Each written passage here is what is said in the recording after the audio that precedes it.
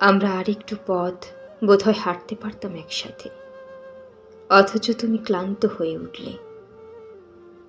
পায়ের পথে ক্লান্ত হলে পথিক একটু জিরিয়ে নিয়ে আবার হাঁটতে পারে, কিন্তু জীবনের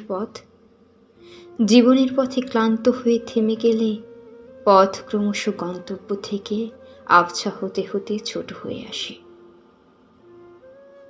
আমরা আর একটু কথা বলে নিলেই হয়তো সব মিটে যেতে পারত, অথচ তুমি বলতে ভুলে গেলে ভালোবাসার শব্দ, প্রিয় সম্বোধন, পরিচিত ডাক নাম।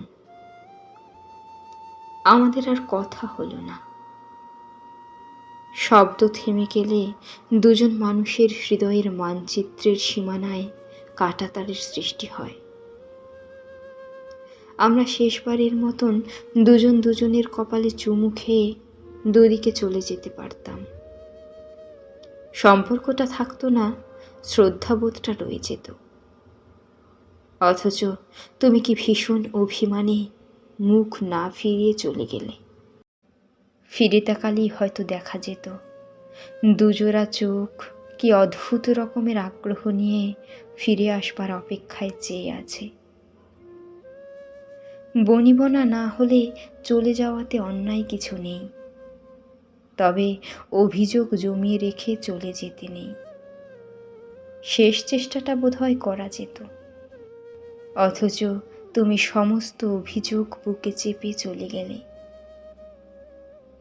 অনেক সময় জমানো প্রেমের চেয়ে কখনো কখনো বোধহয় ক্ষণিক সময়ের অভিযোগগুলো ভারী হয়ে ওঠে। আমরা আরেকটু পথ চাইলেই বোধহয় পাখির মতন ডানা ঝাপটে একসাথে উড়ে যেতে পারতাম, অথচ আমাদের আর ওড়া হলো না, হবে না কখনো। অভিমানে ঘর ভেঙে উড়ে যাওয়া পাখি আর কখনোই তার পুরাতন ঘরে ফিরে না।